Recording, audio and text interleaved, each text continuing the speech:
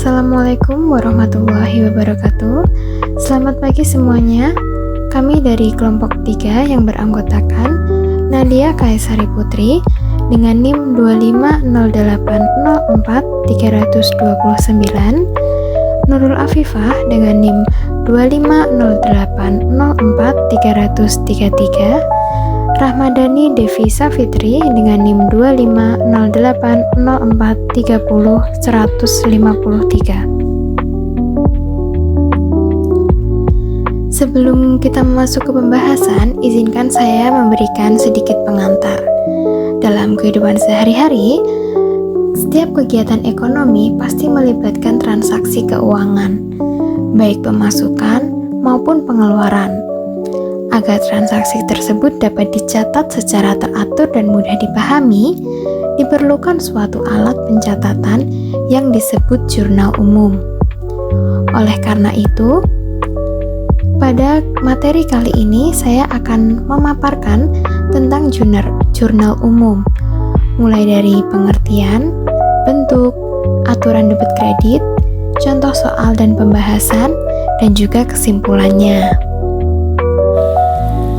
Baik, selanjutnya adalah pengertian jurnal umum adalah tempat pertama untuk mencatat setiap transaksi keuangan yang terjadi dalam perusahaan secara kronologis atau berdasarkan tanggal kejadian dan sistematis. Tujuan utamanya yang pertama adalah mencatat semua transaksi agar tidak ada yang terlewat. Yang kedua, menyediakan informasi awal untuk pembuatan laporan keuangan. Dan yang ketiga adalah memudahkan pengecekan dan penelusuran transaksi. Baik, selanjutnya adalah contoh penulisan kolom jurnal umum. Di kolom jurnal umum ada 5 kolom, yaitu yang pertama, kolom pertama berisi tanggal, waktu terjadinya transaksi. Yang kedua, kolom kedua berisi keterangan untuk mencatat nama akun yang terpengaruh oleh transaksi. Yang kolom ketiga berisikan ref atau reference, berisi kode akun. Yang keempat ada kolom debit serta kredit, berisi nominal yang dicatat sesuai dengan posisi akun. Nah, dengan memahami bentuk jurnal umum ini, kita dapat mencatat transaksi keuangan dengan rapi dan teratur, dan mudah dipahami. Selanjutnya ada aturan debit kredit yang berisi tabel yang menjelaskan aturan dasar pencatatan transaksi akuntansi berdasarkan jenis akun. Tabel ini menampilkan hubungan antara jenis akun, penambahan, pengurangan, dan saldo normal. Yang pertama, ada aktiva atau harta.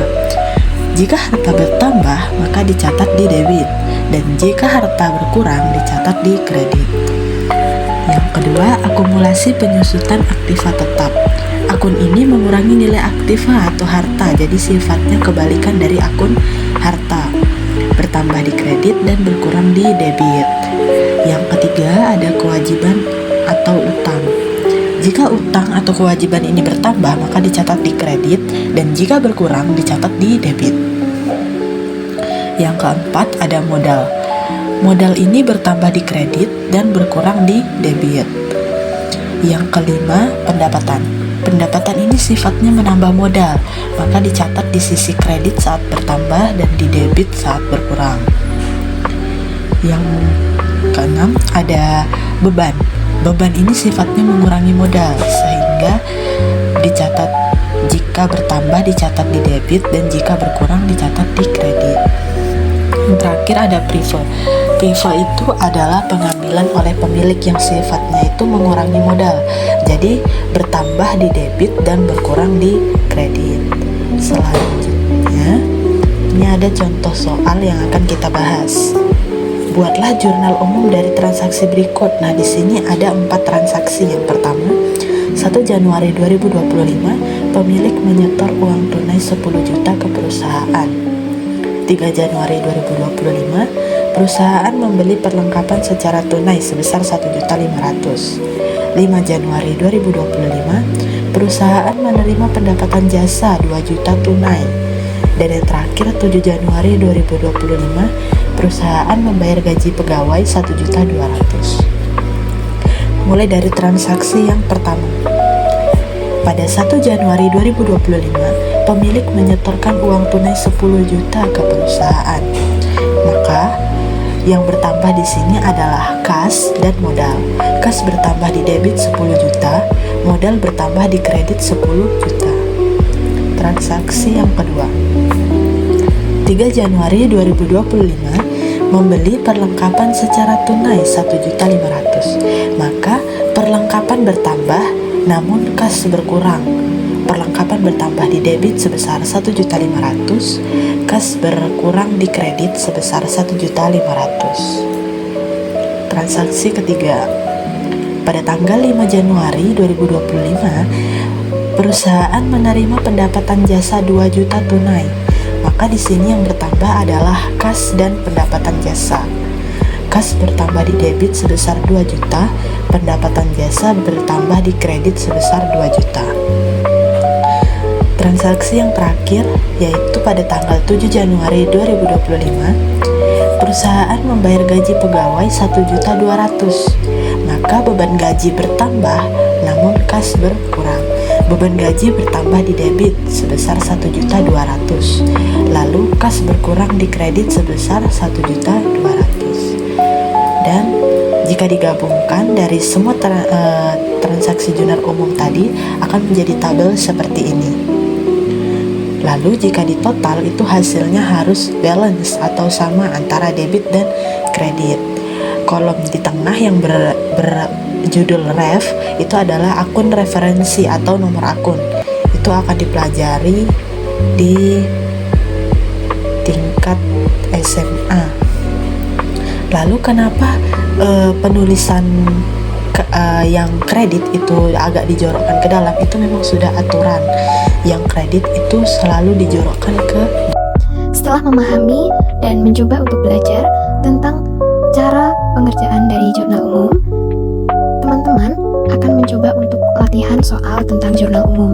Pada latihan kali ini, kita menyediakan 3 soal yang tentunya sangat mudah dikerjakan. Yang pertama yaitu pada tanggal 2 Februari 2025 diterima pendapatan jasa tunai sebesar 4 juta. Pada tanggal 3 Februari 2025 dibayar sewa kantor sebesar 1 juta rupiah. Pada tanggal 5 Februari 2025 membeli peralatan kantor secara kredit sebesar 5 juta kepada Toko Jaya. Silahkan kalian analisis soal tersebut lalu coba kerjakan. Nah, setelah kalian mengerjakan soal tersebut, mari kita cocokkan soal tersebut dengan pembahasan yang sudah kami sediakan. Nah, teman-teman gimana nih? Jawaban kalian itu sudah pada betul atau masih ada yang perlu diperbaiki? Oke, sebenarnya nggak apa-apa jika masih ada yang perlu diperbaiki, karena nanti juga akan terbiasa dengan soal jurnal umum. Baik, selanjutnya yaitu kesimpulan dari materi ini adalah jurnal umum merupakan tahap awal siklus akuntansi yang berfungsi untuk mencatat semua transaksi perusahaan secara urut dan lengkap. Dengan jurnal umum, perusahaan dapat menjaga ketelitian, keteraturan, dan keandalan pelaporan keuangan. Baiklah, itu dia tadi penjelasan mengenai jurnal umum, mulai dari pengertian hingga contoh soal. Semoga materi ini dapat menambah wawasan teman-teman semuanya. Terima kasih sudah menonton.